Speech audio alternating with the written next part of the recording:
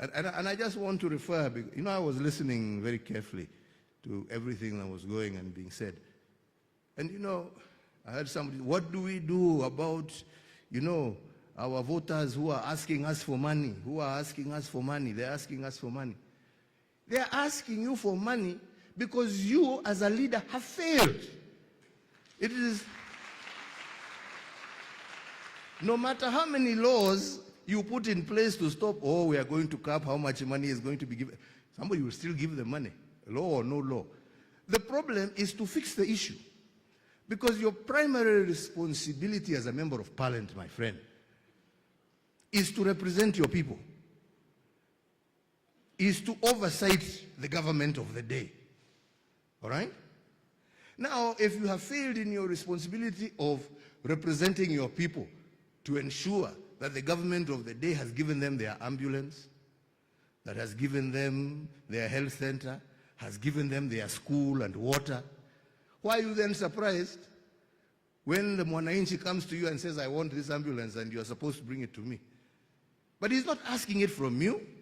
He's asking it from you because you have failed in your duty to represent. And that is why we are saying we want leaders of integrity who will go and stand for what their people have sent them to parliament to do.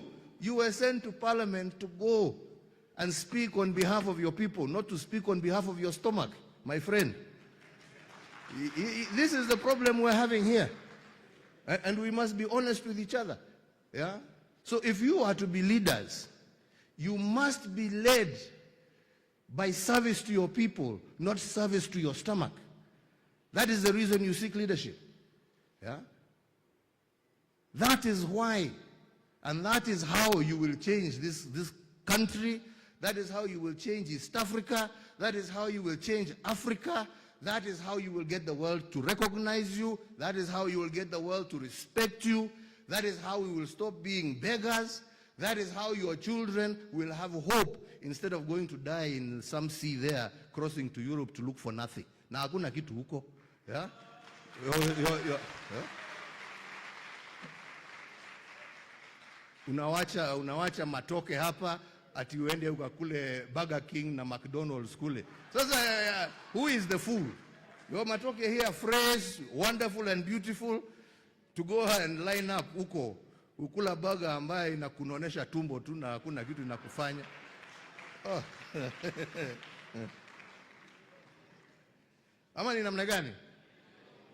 Yes, that is the way. So, let me continue. I'm sorry. Yeah. In all three instances, you end up, like I said, with a large section of the population that is physically resident within the borders of a country, but is psychologically and emotionally disengaged. A people excluded from the role of nation building because they feel like they are outsiders or bystanders in their own country. At the root of almost every crisis in our part of the world, the common denominator is the absence of inclusive, responsive leadership.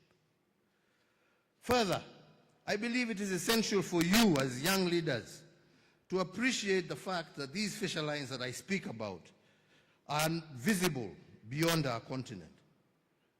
Others can see these fissures. They are looking at us through their ambassadors and their high commissioners. They are looking at us. You think wamekuja hapa ati ku encourage bilateral. Wamekuja hapa kujua how much more can we get. Yeah? Right? These fissures, they are visible to them. And as such, they have made our continent fair game for destructive proxy wars sponsored by nations with significant economic and military strength. These actors have the strategic intent of using the chaos and confusion perpetrated by self-serving leaders across our human capital to access our human capital, our mineral wealth, our agricultural potential, to grow their own economies at our own expense. To compound this further, society is experiencing these levels of internal discontent, are susceptible to an even more sinister type of enemy, and that is violent extremism. Organizations hell-bent on disseminating and entrenching their misguided ideologies through violence. And we know, you see in Kenya we have Al-Shabaab, here you have ADF causing problems all across the border, disturbing citizens, not allowing people to move forward.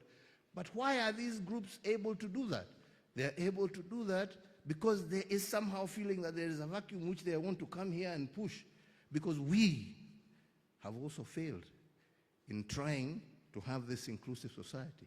If we were one, these would not be problems. Al-Shabaab problem, ADF problem would be a problem of East Africa, not a problem of individual countries. You don't have the capacity. These people have no color. You know, they have no tribe. They just have an ideology which is warped. So today they will bomb you in Kampala, tomorrow they'll be bombing me in Kiambu, or they'll be bombing somebody else in Dar es Salaam. But if we were together, we are able to fight and to confront these issues, while at the same time working towards the prosperity of our nations. So, the peace and security crisis that looms over many parts of our continent is a clear and present danger to Africa's long-term viability as a going concern. And if we don't find ways to resolve these conflicts soon, we may have generations of young people wiped out as cannon fodder, and with them, any prospect of uplifting the lives of our people. So you millennials and Gen Zs and all of us, we are also told we are young people by the Vice President. I agree, even me, I'm still young. So, you're told you're as young as you feel. Me, I feel young. So, but anyway, there are those who are millennials, you have your Gen Zs here as well. Allow me to state this point once more for emphasis. Nobody outside of Africa is coming to save you. Do not have any misguided thought that there's anybody who is coming to save you. In the words of Elridge Cleaver, an American writer and civil rights activist, you are either going to be part of the solution or you are part of the problem. This message holds true today as it did decades ago at the height of America's civil rights movement. The good news also, however, I believe, is that I have witnessed such a pivotal moment to effect change. All the elements necessary to bring about lasting and irreversible change are currently within your grasp as young people. And why, you say, do I say this? And let me just say, for starters, again, as has been mentioned, the demographics, first and foremost, are in your favor.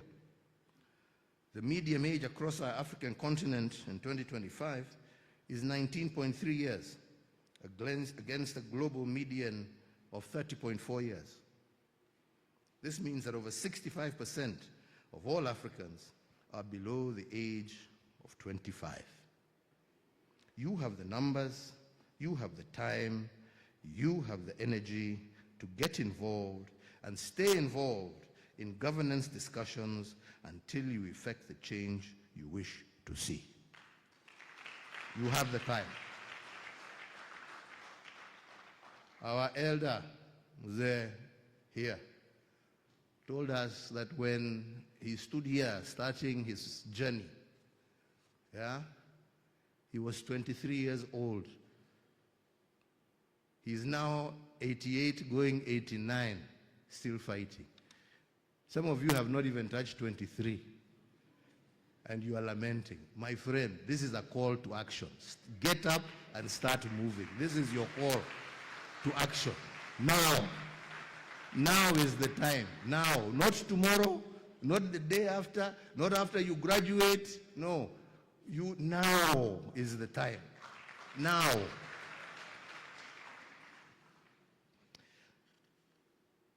So, like I say, you have the numbers, you have the time, and you have the energy to get involved and stay involved in governance discussions until you effect the change you want to see. Furthermore, you are also the beneficiaries of years of investment in education and digital connectivity. You have the knowledge. You are, in essence, the first children of that knowledge economy, the true digital natives of Africa. The democratization of access to information through the internet means that very few secrets are left. Very, very few. Very, very few secrets. The asymmetry of information in favor of government has always been a tool to manage the perception of populations. This is no longer the case. You know what we know. In many cases, you know it better because you have understood how to leverage the essential tools of today, such as artificial intelligence and the power of social media. Me, when I go and make a small statement somewhere, I think I'll be hidden myself in the middle of the bush. By the time I am getting home for lunch with my wife, she's asking me, what were you doing talking out there? How do you know where I was? It's already, you young people have already pressed these buttons and it's all over. He was there and he said this. So we are living in a very dangerous time. Be very careful, especially of those of you who have 2 girlfriends. Mujichunge sana.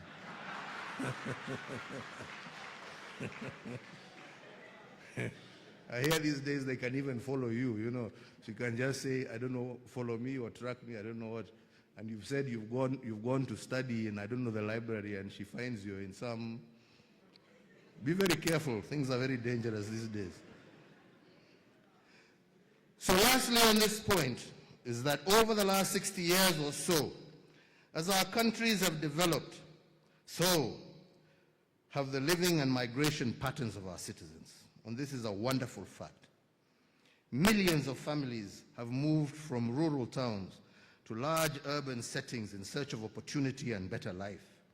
This migration has created a new generation of non-ethnically homogeneous populations across the country. The result, millions of young people born out of intermarriages and unshackled by the negative weight of ethnic identity are slowly becoming the majority. As I alluded to you earlier in my speech, never before have there been such ideal conditions to break loose from the generational curse of our forefathers and of some of us that saw us remain chained to ethnic and cultural differences as a way to distribute wealth and political power. Finally, let us tackle the last one that I posed to you. What does it mean to be a young African competing for limited economic opportunities with close to 1 billion other young Africans? And I believe we need to see our strength in numbers as Africans. And in spite of having the world's youngest population and a market size of over 1.5 billion people, Africa still accounts for less than 2.5% of global trade. We have designed our trade corridors to favor extraction as opposed to intra-Africa trade, meaning that today it is easier for a Kenyan or a Ugandan to sell tomatoes and avocados to the European Union than it is to supply our brethren in West Africa. Similarly, unfortunately, it is easier for an American or European passport holder to visit African countries visa-free than it is for an African to traverse their own continent. If we are to create economic opportunities for our youth, we need to remove the barriers that prevent the actualization of the African Continental Free Trade Agreement, of the East African Protocol on Trade. We need to remove every single barrier. We must stop being paranoid about each other and give preferential treatments to African passport holders to visit and to do business anywhere on their continent. We must design our transport and logistics infrastructure to point inward, to facilitate more cross-border trade by allowing for the affordable and efficient movement of people, goods, and services across our continent. And closer to home, we need to reflect on our education curricula. Are we training our children for the jobs of the future? The advancements in technology have rendered many traditional careers irrelevant. Yet we are still spending millions of dollars every year encouraging our children to pursue courses that will lead them to nowhere. Today, the world needs doers, people who can get things done. This is the preference of functionality over form, as one of you here had mentioned. We need functionality. So I would summarize my response to the third question as follows. One, we must increase our share of global trade as Africans by deliberately focusing on intra-Africa trade or East African trade. Two, we need to evolve our education system to encourage our youth to be entrepreneurial and tailor our curricula to be fit for purpose in the knowledge economy. And three, we need to actively influence the adoption of domestic policies on macroeconomic management that create a conducive environment for the private sector to thrive. So, ladies and gentlemen, I've always been passionate about the role of our youth in leadership, and it is a subject that I can talk about for hours on end. However, I'm cognizant that today we are limited in time to exchange these ideas. So I would just like to touch on some perspectives that I have garnered from my 30 years or so in active politics and my 10 years as President of the Republic of Kenya. And these perspectives delve into the basics of leadership and what I feel are the irreducible minimums that we must all aspire to as leaders in the new world that we are navigating. The first of these is integrity and leadership. And this is not merely a moral idea, it is a practical necessity. It involves a conviction to do right when it is costly, and to serve when it is easier to exploit. Integrity builds legitimacy, and legitimacy fosters peace. Leadership is a journey filled with challenges and triumphs. Reflecting on my own tenure, I did face numerous challenges, including corruption, rising debt levels, so on and so forth. But these experiences taught me that humility, listening, and continuous learning are the core to ethical leadership. Courage, my friends, courage is the underestimated quality, but it is something that you shall require in abundance if you are to transcend ethnic mobilization for power, short-term populism, and dependency on elite networks. Leadership should be based on vision and competence, not tribal affiliations. Policies should be designed for long-term national benefit, not immediate political gain. Opportunities should be accessible to all based on merit and hard work. Focused and determined is what you shall need to be in order to confront the status quo and compel a shift to a merit-based governance model that values competence over connections, transparency over transactional politics, and places citizens, not politicians, at the center of public service. Young leaders, as I conclude my remarks, I would like to recognize that universities like this are not just centers of learning, but they are incubators of change. They nurture values, ethics, and civic consciousness. You, as guild presidents and student leaders, are not merely representatives of your peers. You are the trustees of tomorrow's Africa. Your leadership today will shape the governance structures of our nations tomorrow. The power of an integrated East Africa lies in shared values, youth-led civic movements, and collaborative governance reforms. I encourage the creation of a cross-border youth action plan for integrity as outlined in your own summit agenda. You are the first true East African generation. Think beyond borders. Think vision. For you, your sake, and for the sake of future generations, my call to action for our youth is to lead with conviction, not convenience. To our institutions, I ask you, empower and equip these young leaders meaningfully with the skills and knowledge they need to actualize their potential. To the development partner present, it is my hope that you shall consciously invest in an integrity-driven leadership development. It is said that history is often written by the powerful, but the future will be shaped by the principle. I express hope in this generation's courage, creativity, and conscience. I reiterate support once again for the GPLA's mission and Makerere University's leadership in all of this.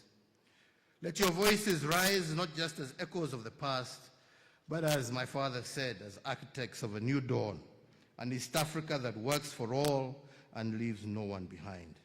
I thank you all for your attention. May God bless you. May God bless our beautiful region of East Africa and our wonderful continent of Africa. Asante ni sana. Thank you very much.